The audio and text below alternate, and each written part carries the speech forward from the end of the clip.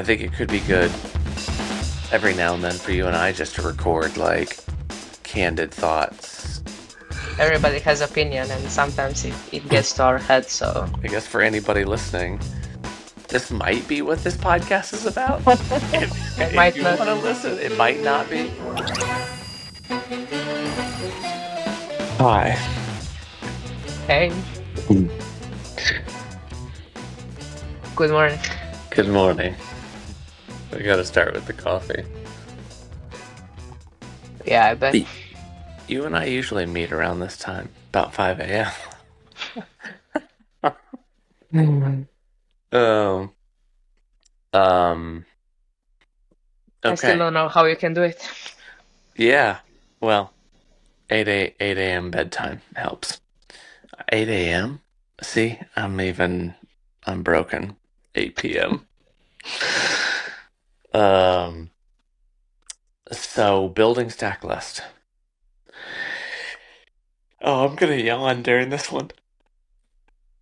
Okay, we need to cut a lot. No, no, we're leaving the yawns. This episode says yawns and all. Um,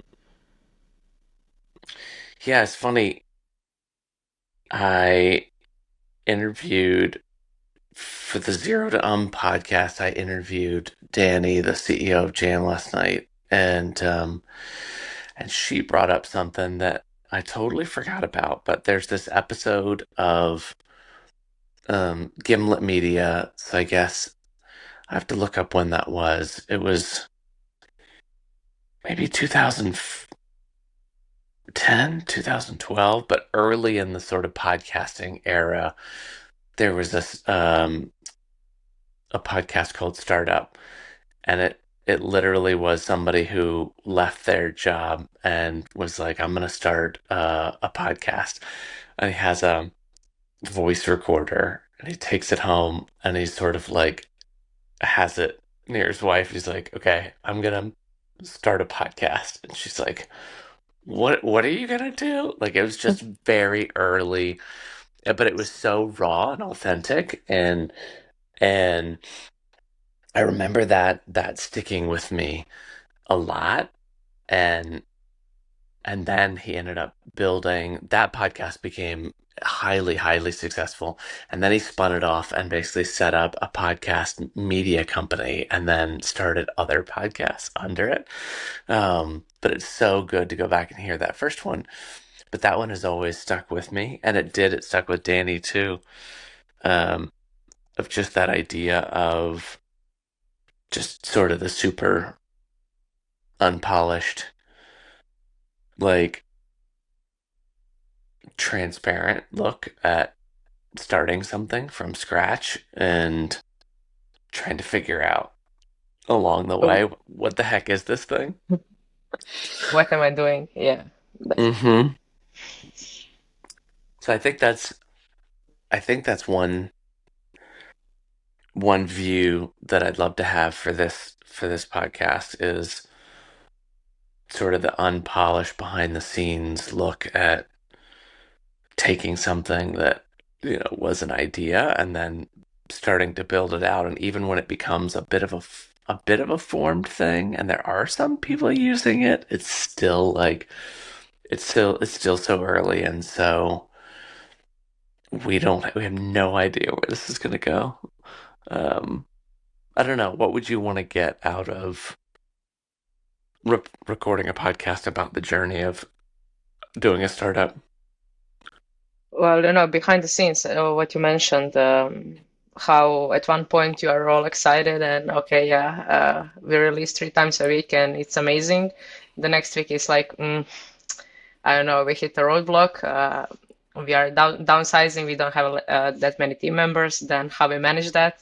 How we keep up the pace? Do we keep up the pace? Do we slow down? Do we explore some other stuff? Just Hmm. around.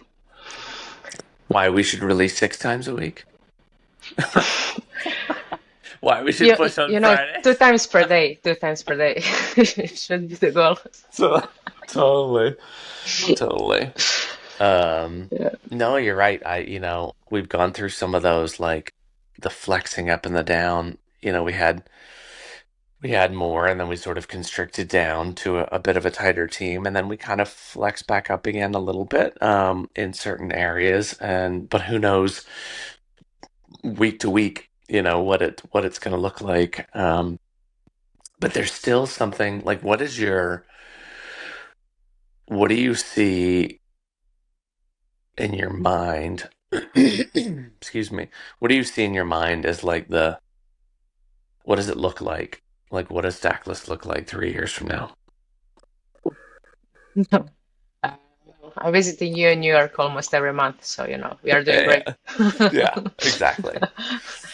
Now I would say, we are polished. We have revenue. We have users, tons of users. We are getting better each week. Still, we are still keeping the pace, but with a much higher team, much more people around us, much more, you know, how it gets when you grow a company, but to still keep that startup mindset and not let uh, being able to make revenue to get into our head and okay, now we are going to do something else. No, this mindset of a startup is really something that needs to be cherished. And this time when we spend thinking about okay, how we can make it better for our users, we should keep that Yeah. forever. No, forever is the key. I remember doing a project for a large scale hotel company, and it was a transformation where basically at the highest levels they had sort of asked me and my team to figure out what the future of staying at this chain looked like. And it was funny early in the project, I remember being at the sort of headquarters and interviewing so many executives in the company, and everybody talked about what their division's goals were and what their division's targets were. And but it was all so insular. Like not one person sort of mentioned the guest and how the guest would be feeling, or how the guest would be interacting with the company in a much better way, or how they were sort of hyper focused on the guest and how to make it better. It was all sort of inside this building. I have agreed upon this amount of money, and we have put these goals on a PowerPoint chart. And so we're going to go do these goals, which we're all talking about internally, but everybody's so insular in the company that nobody was really focused on the guest. And I had that moment where I was also hyper aware of how Airbnb sort of came along, and totally like forced their way in and said, "Hey, here's a totally new thing that nobody's thinking about is you can rent some space on a couch in a person's house." And at that time that was crazy, right? That was sort of like, I know the early lore of you hear about people turning down investment of Airbnb because they're like, "Oh, this is so dangerous and people are going to get hurt, and you don't even know who these people are, and why would they want guests, strangers in their house?" And now I would say 50% of the time when I travel, I stay in an Airbnb, and I stay at hotels way less than I used to. And I think that is so key to keep in mind, where one is how hard it is sometimes to create something new that people aren't sort of used to, and how you have to sort of force your way into the zeitgeist of social and of apps, but also how if you get complacent and you're just focused on internal culture, internal goals, the sort of matrix that you can create in a company where you're just focused on the corporate playbook or whatever, that you completely lose sight of the end user and what they need and what they want, and how that's shifting and changing all the time. And so, yeah, I love that thought about just forever trying to keep the end user in mind. And that also means that our company has to stay so fluid that we can't ever get attached to how we know it's going to be or how it is, or that the corporate play or the company playbook has been set in stone, and we probably don't want to like mess that up, so we just like keep going the way that we're going because it's safe. Yeah, no, I agree. I mean, people are always resilient on something new, and they don't want to try it, and you just have to force it, at one point. Like, okay, this is really awesome, start using it. Um, the same, when early days in Facebook or Meta, when they did some huge UI UX updates, everyone was hating, like, oh my God, where did that button go? Where was this? Where is now that? And then in a couple of days, everyone were, okay, it's awesome. I can use this. Totally. That, the new thing, like forcing something or creating something new. I remember when the iPad came out and there were all these memes of like, oh, it's just a big iPhone. And there's like people sort of like holding up iPads to their head, like talking into the iPad, being like, see, it's just a big iPhone. It's just an excuse for people to spend $1,000 on a big iPhone. But it's interesting, once you get past that period of the initial people's reactions, and then it sort of moves into everyday use. You think about now how we use iPads in totally different ways, whether it's like taking notes or watching movies on the go. Who would have thought that basically like watching movies and watching TVs, you would just be you would just be at an airport with headphones on, watching this extremely flat television surface like that you just hold in your hand. And think about, and kids too. My son does Duolingo now on his iPad, and he basically challenges other kids from all over the world in learning French on his iPad. And and I always think back to those early periods where it's like we're making fun of iPads when they first come out, and then once that settles, people start to see how you actually use it. And now it's like, imagine just getting rid of all the iPads. Yeah, Or impossible. you can't do it now. So I love that. I love that. One of the interesting things I think that I'd love to explore is we sort of I've thought about a few things, but I'd love your take on this too, is sort of how we do. By the way, we're recording this first episode and we have not talked about the podcast structure or process more than about 5 minutes. So we should talk about that on the first episode.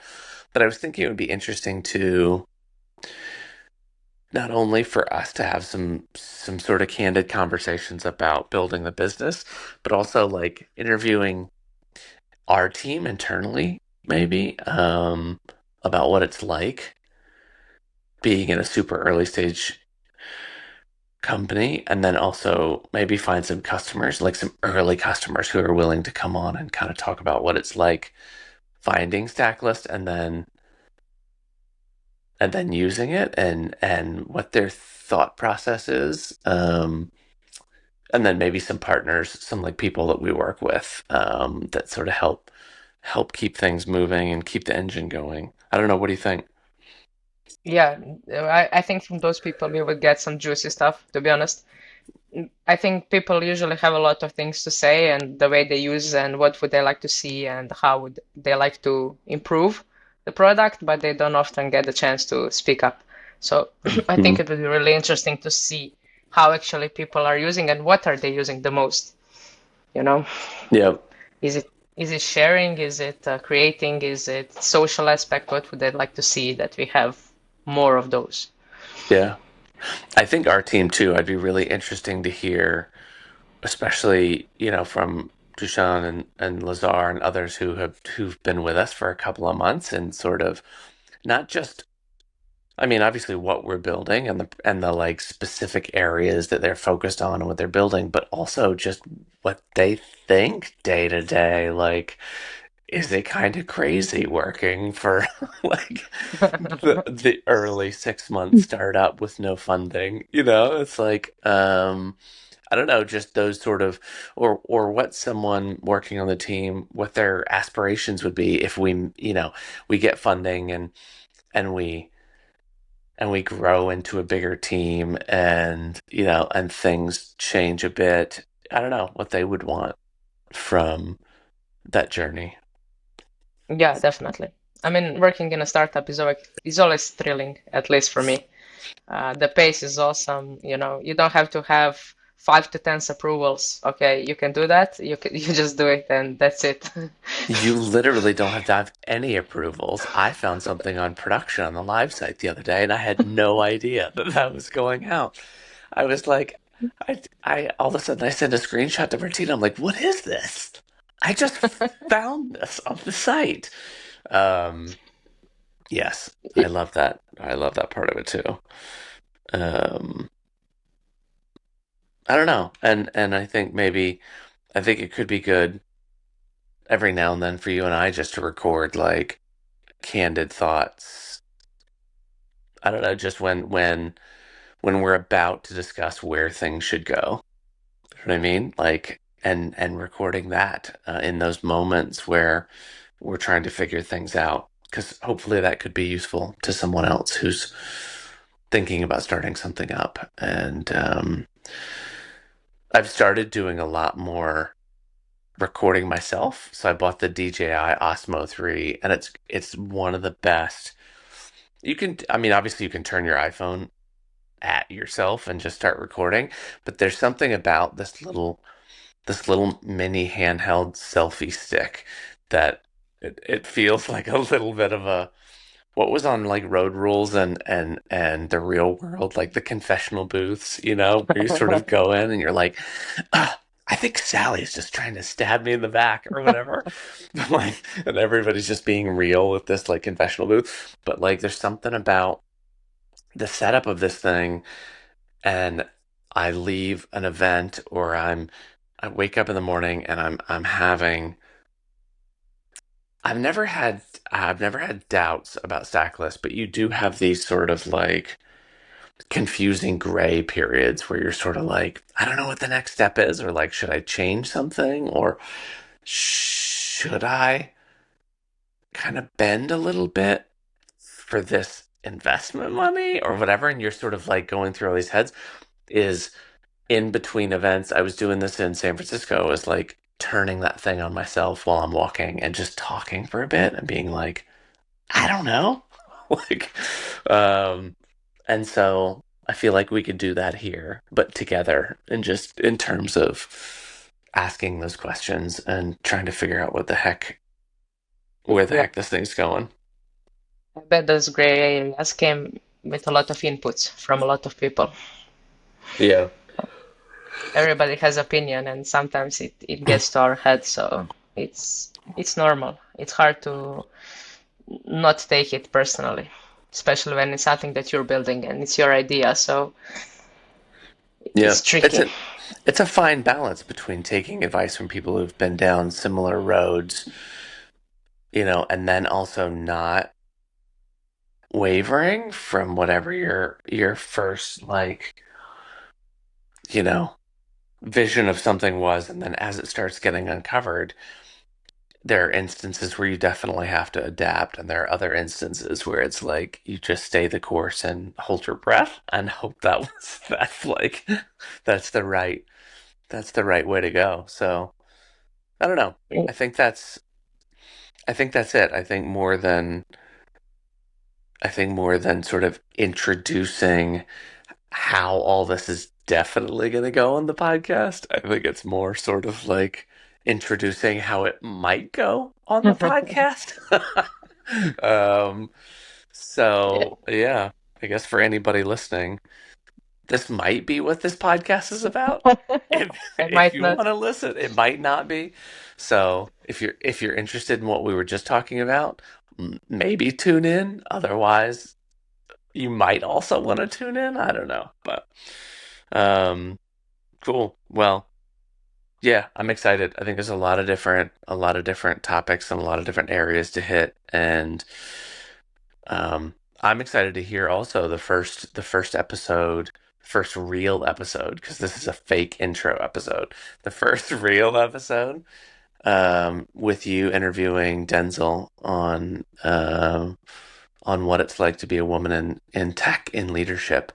Because it's definitely, there are definitely, you know, historical roots in it being a male dominated industry. And so, really interesting to hear, especially as the CTO of Stacklist interviewing the CEO of an AI startup that's been trying this for a couple of years. And I'm really interested to hear, what you guys talk about. Yeah, I already have prepared some juicy questions. Can't wait to hear the answers. Nice, nice, totally. Um, Yeah. and then I was thinking one of the other ones that we could do is I'm really interested to hear um, what Juan has to say so Juan just joined. He's only really been with us for a week and a half, but as a UI UX designer who's helping redesign the whole platform. And it's really interesting he was coming off of a full-time position as I understand it, and sort of coming into the startup world where as he jumps in and joins, we're all like, hey, I need a button. I need a menu. I need a thing, and it's like, wait, hold on. We gotta get some structure here. And I gotta also figure out what the heck where all the Figma boards are. So I think interesting to sort of learn right in those moments from team members who still have not sort of been in the Stacklist world for too long, and what early fresh thoughts are of not only the platform and what we're building, but also just from the outside in, kind of how we We, seem could be interesting.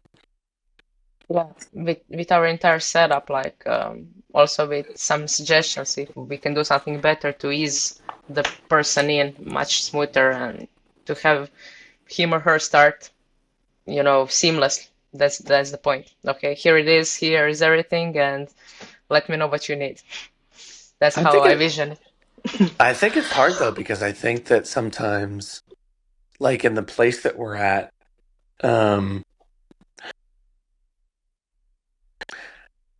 to have someone come on seamlessly also means that we need to sort of spend time setting up all the processes and have all the boards clean and have sort of a bit of an instruction manual and have an onboarding. You know what I mean? Which also at times can feel like those are all the things that we have to get set like an established company. Because I know I go into companies.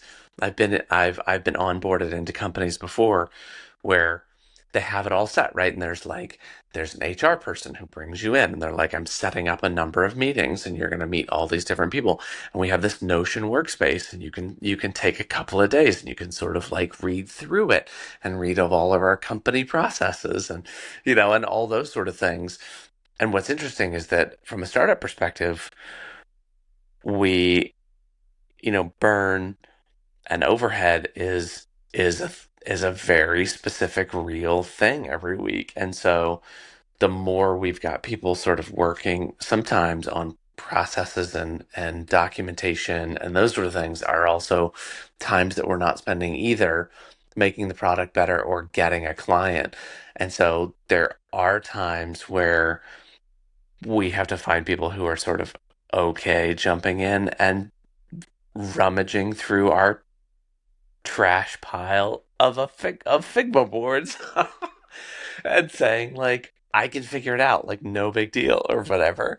Um, and and that's interesting. I think it's an interesting moment also where, yeah, we try and make it as easy as possible, but also you're kind of vetting people's personality too in those processes. Like, do they come in and sort of need everything to be a certain way, or do they come in and they're like, look, I got it, just let me dig through all this, and what I will do is come up and out with an organized process, which is what Juan did, by the way. It's like basically we totally started a new project away from all of our other boards and started this very clean, like, here's the colors, here's the fonts, here's the like, and started from scratch, which is amazing. So I don't know. It'll be really interesting to hear from somebody has sort of come into us really fresh.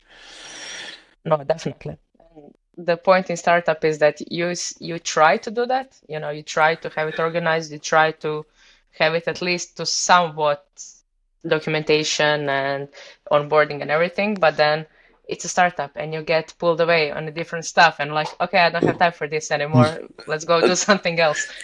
Yeah, exactly. Yeah. Um, So, cool. but Well, that's I'm the whole excited. point. Yeah. Yeah, I'm excited. And we should figure out how to, and you got to keep me honest with this too. Like, I think what would be really interesting is that you and I do these from time to time away from like interviewing other people, but we just do these sort of maybe this is our real world road rules confessional uh, episodes. But we should just do these really impromptu. Like we should find times where you and I both are like, no, no, no, wait, hold on. Let's don't do it in Zoom. Let's do it in Riverside. Like let's hop in and just start recording and just talk. And I don't know, maybe forget sometimes that we're even like recording anything and just digging into the guts of what we're trying to build. Um, at least if nothing else, it'll be super interesting for us to listen to years from now. To my future self. To my future self, yeah. This is what it was like when we were trying to figure things out. So fun. All right. Well, um, a very long, unstructured intro to a podcast. This has no structure, and we're not sure what it's gonna be, listener. So come along for the ride. Why is my Siri talking to me? Um. It's Anyways, lonely. well, yeah, she is. She's like, it's 5:28. What are you doing? Um. All right. Well, let's see where this thing goes. Yeah, definitely. Can't wait to see. All right. That's it. I'm gonna do the proverbial mic drop. See you on the next episode.